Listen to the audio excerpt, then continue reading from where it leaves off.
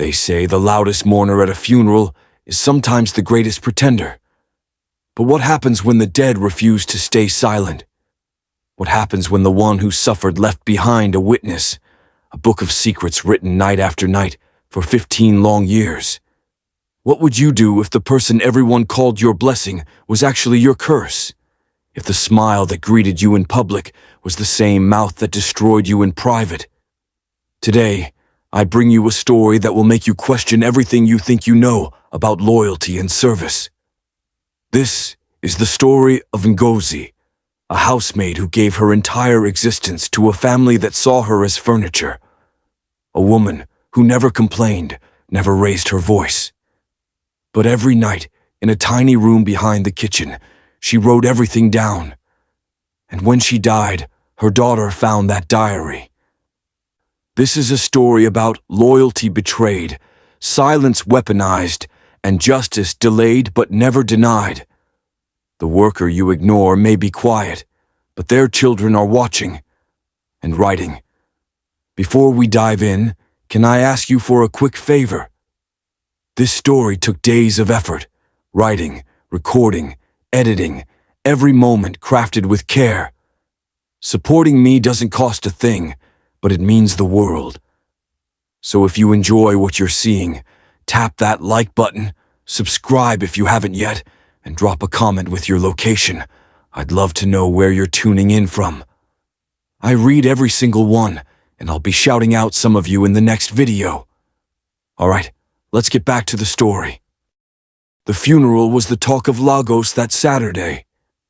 A massive white canopy stretched across the Okonkwo mansion compound, shading hundreds of chairs. Expensive flowers perfumed the air.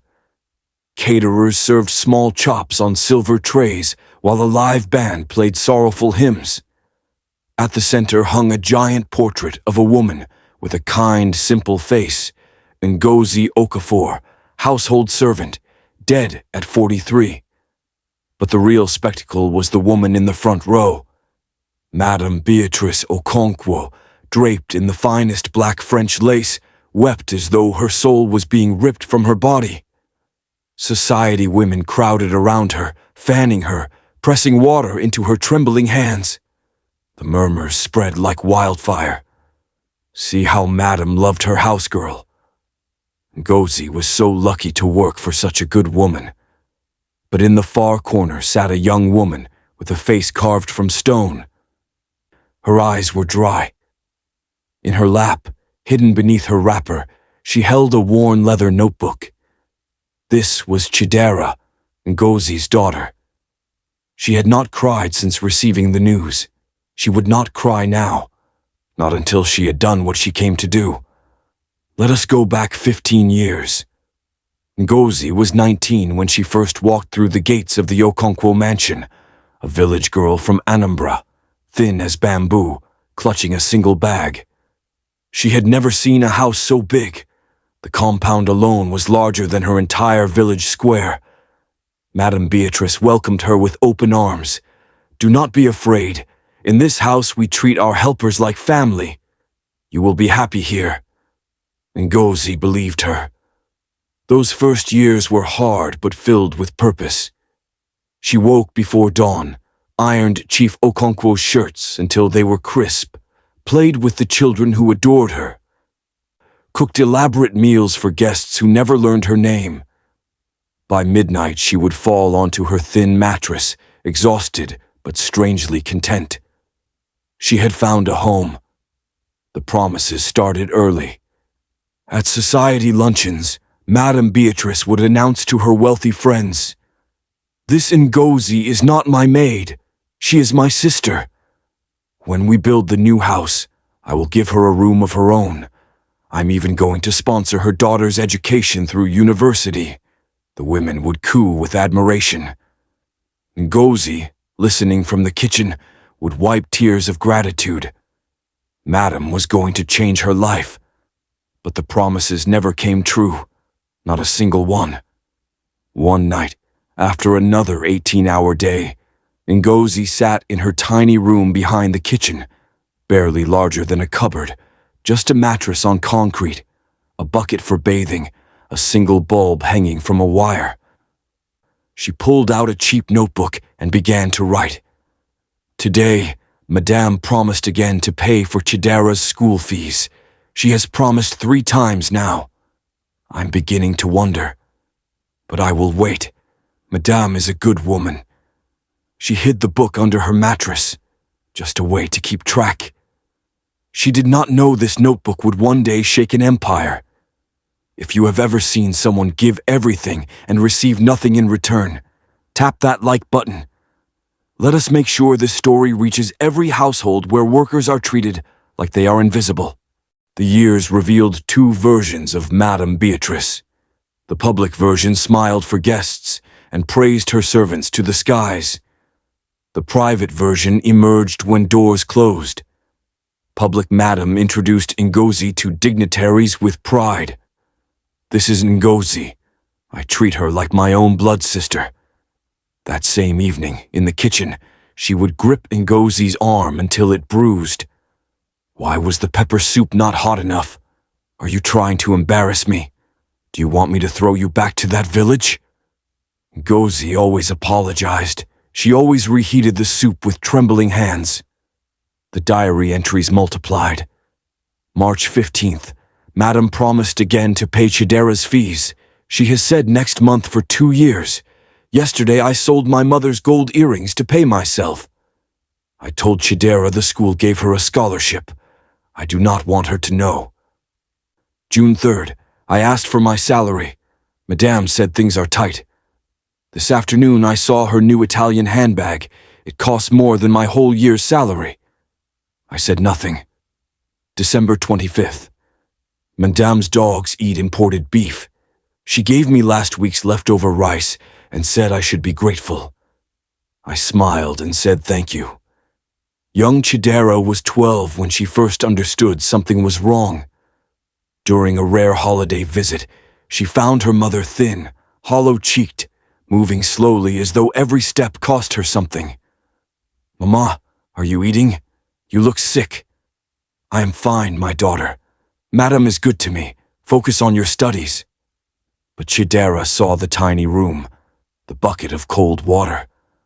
The way her mother flinched when Madame's voice rang through the house. She said nothing, but she remembered. What would you do if you saw your mother being slowly destroyed by people who claimed to love her? The cough started in Ngozi's 10th year with the family. It grew constant, racking, waking her at night.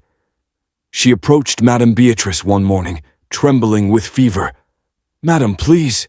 My chest is paining me. Let me see a doctor. Doctor, for ordinary cough. Just take paracetamol. Chief's partners are coming for dinner tomorrow. I need you at your best. Ngozi worked through the night. At 2 in the morning, alone in the bathroom, she coughed into her hand. Blood. She stared at it, washed her hands, returned to work. September 20th. I am sick. Something is wrong inside me. I asked Madame for help. She gave me paracetamol. I coughed blood tonight. I told no one. Who would care? If you believe no worker should be treated as less than human, hit the like button. Share this story. Someone needs to hear it today. Years passed. Ngozi grew thinner, weaker, older beyond her years. But in the city, Chidera was rising. She was studying law, not because Madame Beatrice fulfilled her promise, but because Chidera clawed her way there herself. 3 jobs, tutoring mornings, cleaning offices afternoons, waitressing until midnight. Every kobo went toward fees. Her mother still sent money when she could. Small amounts from meals skipped, possessions sold, dignity swallowed. Once, Chidera begged her mother to leave. Mama, come stay with me. You do not have to stay in that place. And go where? I have nothing. Madam says she will set me up with my own shop when her business expands.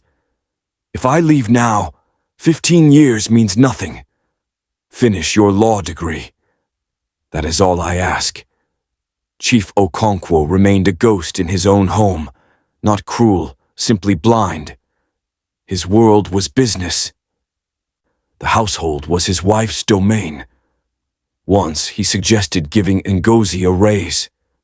Beatrice, the woman, has been with us 12 years. She works harder than anyone.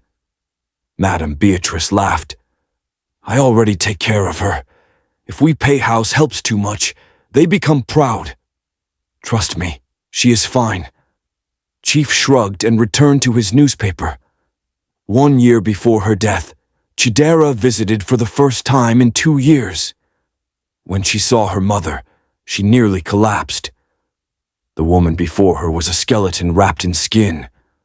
Mama, what have they done to you? I am fine, just tired. You are almost finished with law school. That is everything. That is why I endure.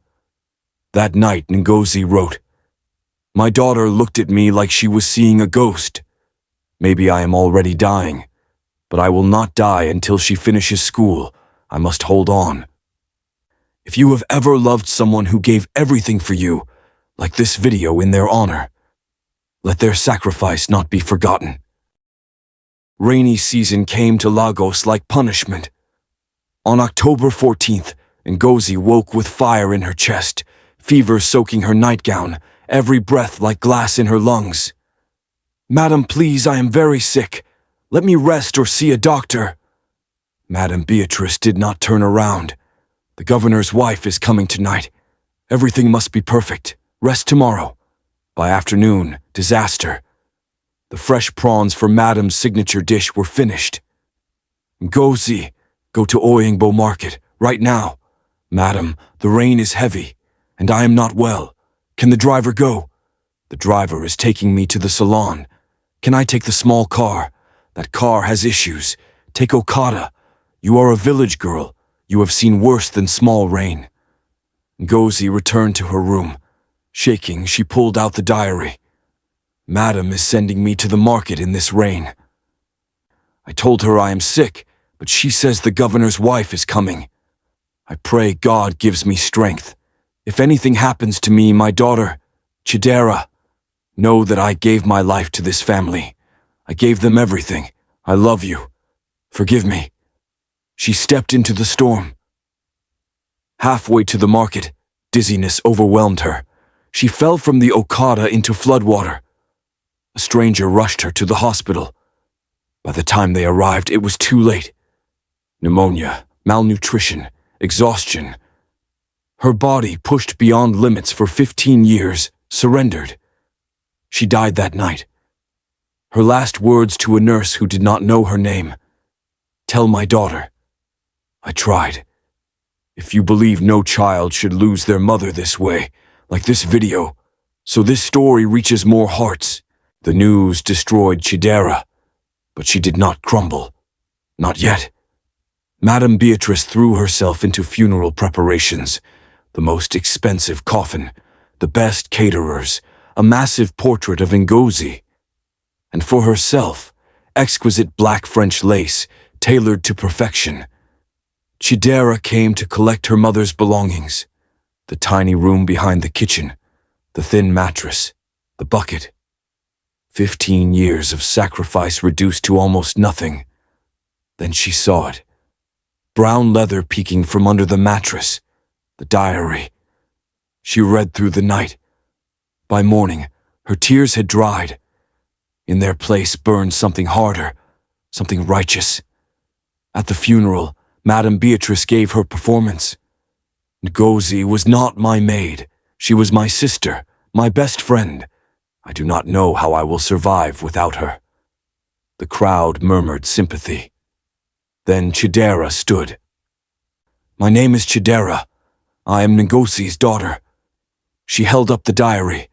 I want to thank Madam Beatrice for this beautiful funeral. My mother never enjoyed such luxury alive. But now that she is dead, Madame has spared no expense. She began reading, the gold earrings sold, the Italian handbag, the dogs eating beef while Ngozi ate scraps. The blood coughed in secret. Then the final entry. If anything happens to me, my daughter, know that I gave my life to this family. I gave them everything. Forgive me. My mother died in the rain, Chidera said. Alone. Sick. Because Madame Beatrice needed fresh prawns for a dinner party. She refused the car. She refused the driver. She knew my mother was dying and sent her out anyway. She faced Madame Beatrice directly. I am a lawyer now. My mother's sacrifice paid for my education, not your sponsorship, but her blood and hunger.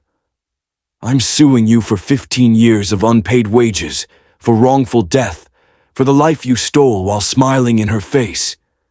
If crocodile tears make your blood boil, like this video, the truth is out. The court case became legend. Chidera presented the diary, medical evidence, financial records. Staff members finally spoke up. Madame Beatrice's lawyers called Ngozi a liar, Chidera a gold digger. But the truth was too powerful. The judge ruled for Chidera. 15 years of back wages, damages for wrongful death, compensation that staggered even the wealthy Okonkwo's. But money was the least of Beatrice's punishment. Society friends abandoned her. Business partners distanced themselves. Her own children stopped visiting. Chief Okonkwo filed for divorce. She was left alone with her money and her shame. 1 year later, Chidera stood before a modest building on the outskirts of Lagos. The sign read, Ngozi's house, a shelter for domestic workers. Inside were beds, lawyers, doctors, dignity. On the wall hung Ngozi's portrait. Beside it, in a glass case, lay the diary. Mama, Chidera said, you asked if your sacrifice was in vain. It was not. Your silence is over. Now your voice will speak for every invisible worker who gives their life to people who refuse to see them as human. She touched the portrait gently. Rest now, Mama. I will take it from here. This story is reality for thousands of domestic workers across Africa. The woman who cleans your house, cooks your food, raises your children. She is watching. She is remembering. And her children are taking notes. Treat people well while they are alive. The dead cannot forgive you. And the truth always rises. If this story moved you, hit that like button now. Subscribe so you never miss another powerful story. And tell me, who in your life has sacrificed everything for you? Drop their name in the comments. Mother, father, auntie, house girl, whoever poured their life into yours. Let us honor them together. Where are you watching from today? I would love to know. Thank you for staying until the end. Remember, treat people well. Their silence is not absence, and their truth will always find a way to speak.